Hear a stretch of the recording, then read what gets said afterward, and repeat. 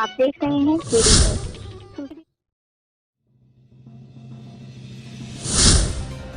औरों के ख्यालात की लेते हैं तलाशी और अपने गरेबान में झांका नहीं जाता। आइए चलते हैं, खबर को विस्तार देते हैं। मोदी सरकार के 11 वर्ष के कामकाज को लेकर विपक्ष, खासकर कांग्रेस को बिल्कुल भी रास नहीं आ रहा है, जबकि चंद दिनों बाद ही देश में आपातकाल थोपने के 50 साल पूरे होने जा रहे हैं। मोदी सरकार के 11 वर्षों का काम विपक्ष को बिल्कुल भी रास नहीं आ रहा है। बिना विचारे सरकार के हर फैसले का विरोध ही करने को उतावला रहता है। यह ठीक नहीं है। इसका नुकसान दल विशेष को नहीं, देश को हो रहा है। उचित होगा कि सत्ता पक्ष और विपक्ष के नेता आपसी संपर्क और संवाद के जरिए अपने रिश्तों को ठीक करने की दिशा में आगे बढ़े। यह भी ध्यान रहे कि ताली दोनों हाथों से बजती है। इस पर आश्चर्य नहीं है कि विपक्ष और विशेष रूप से कांग्रेस को मोदी सरकार के 11 वर्षों का काम बिल्कुल भी रास नहीं आ रहा। कांग्रेस नेताओं ने मोदी सरकार की तीसरी पारी के पहले साल के कार्यकाल के कामकाज को भी खारिज करने का ही काम किया है। कांग्रेस अध्यक्ष मल्लिकार्जुन खड़गे ने सरकार को निशाने पर लेते हुए कहा कि भाजपा और आरएसएस ने हर संस्था को कमजोर करने के साथ उनकी स्वतंत्रता पर हमला किया है। उनके अनुसार मोदी सरकार ने 11 साल बर्बाद कर दिए और इस कालखंड में उसने संविधान के पन्नों पर केवल तानाशाही की स्याही पोती है।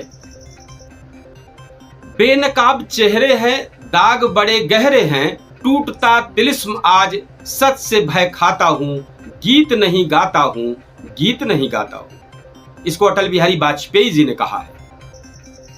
कांग्रेस नेता ऐसे आरोप पहले भी लगा चुके हैं, वे कुछ नया नहीं कह सके, लेकिन इस पर हैरानी है कि खड़गे मोदी सरकार पर तानाशाही के रास्ते पर चलने का आरोप तब लगा रहे हैं जब चंद दिनों बाद ही देश में आपातकाल थोपने के 50 साल पूरे होने जा रहे हैं।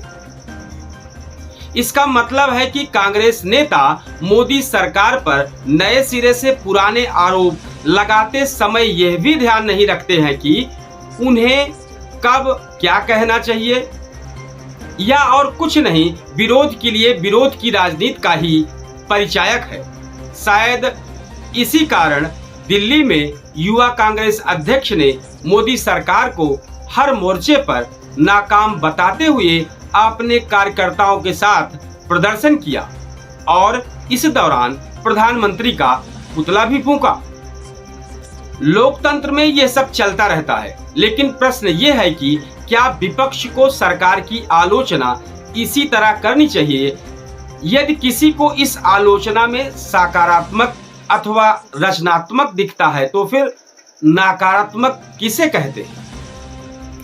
अच्छा होता कि विपक्षी गठबंधन एनडीए का नेतृत्व करने वाली कांग्रेस मोदी सरकार के 11 साल के कामकाज की गहन समीक्षा करते समय इसी अवधि में अपने कामकाज की भी परख करती और यह देखती कि लोकसभा में नेता प्रतिपक्ष का पद पाने के अलावा मुख्य विपक्षी दल के रूप में उसने क्या हासिल किया है।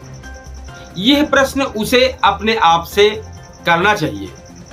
ऐसा शायद ही हो, लेकिन एक अच्छे लोकतंत्र में सत्ता पक्ष और विपक्ष के बीच संबंध नहीं होने चाहिए कि वे राजनीतिक दुश्मन जैसे दिखे।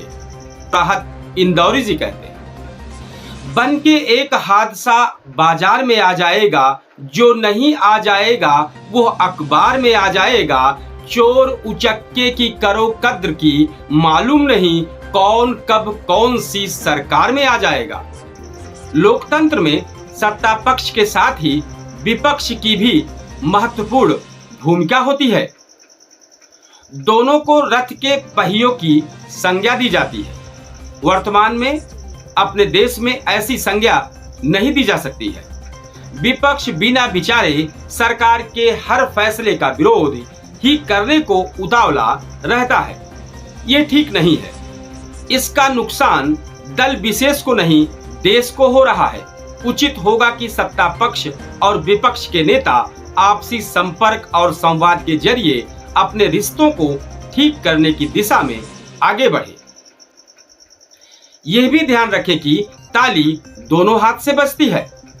समझने ही नहीं देती सियासत हमको सच्चाई, कभी चेहरा नहीं मिलता, कभी दर्पण नहीं मिलता। इस तरह की तमाम खबरों के लिए आप हमारे चैनल को सब्सक्राइब करें। कमेंट बॉक्स में इस खबर पर जरूर अपनी राय दें और हम इस तरह की तमाम खबरें आप तक लाते रहेंगे। तब तक के लिए जय हिंद। आप देख रहे हैं केडी न्यूज।